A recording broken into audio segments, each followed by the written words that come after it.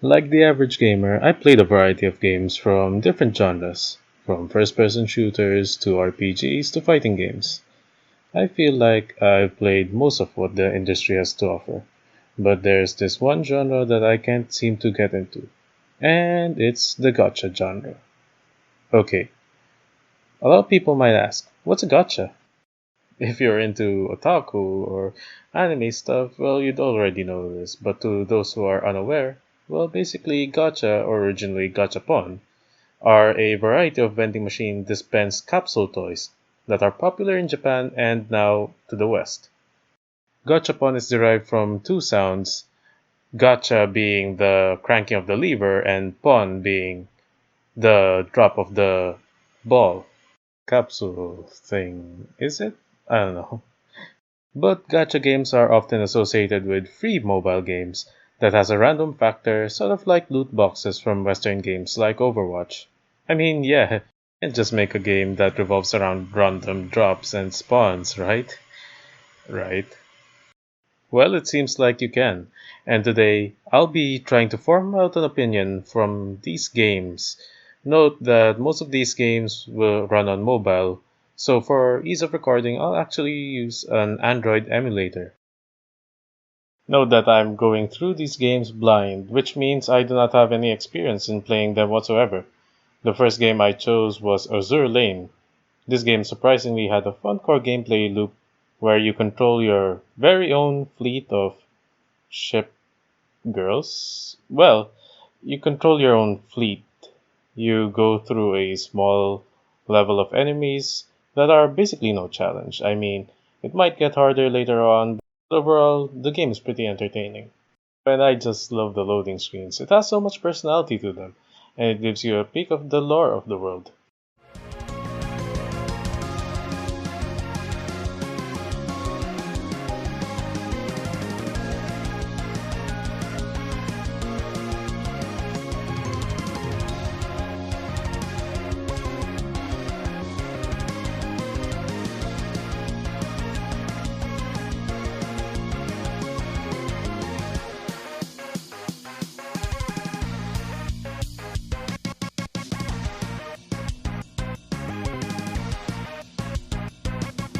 Okay, next up would be the 7 Deadly Sins mobile game.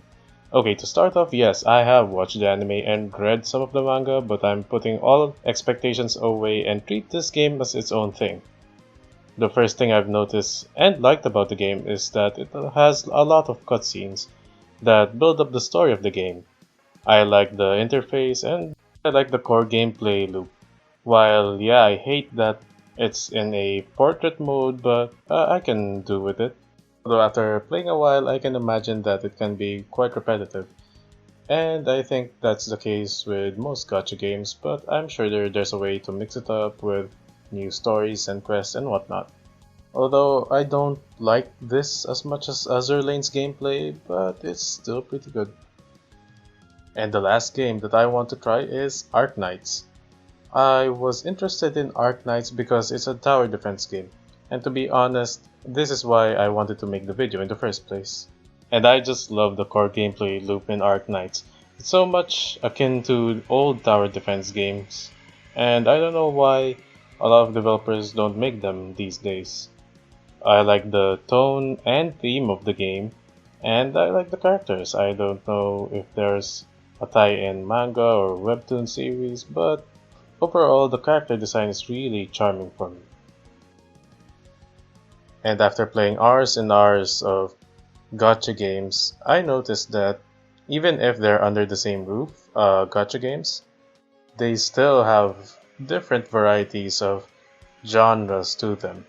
Ark Knights is a tower defense game, Seven Deadly Sins is a turn based game, and the list goes on.